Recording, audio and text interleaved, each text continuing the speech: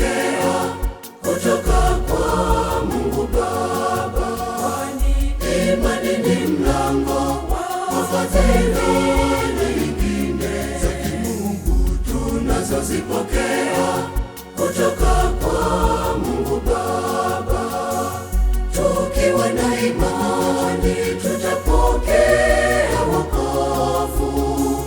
Tukiwa na imani tutapokea amani na ushindi dhidi ya changamoto za maisha tupatazo, na ushindi dhidi ya changamoto za maisha tupatazo.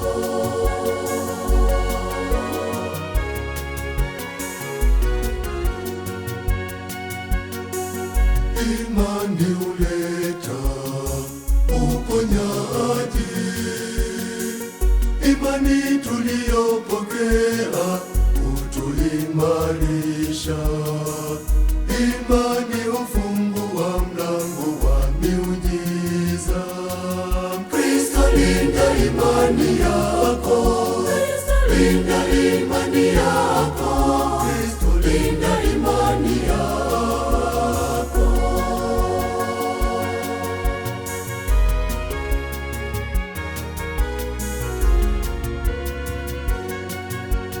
Imani huzaa tunda la uaminifu.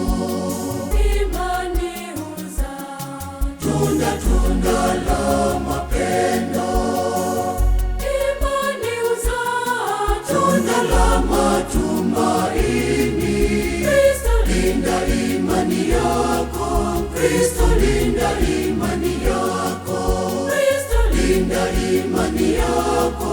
Kristo, linda imani yako.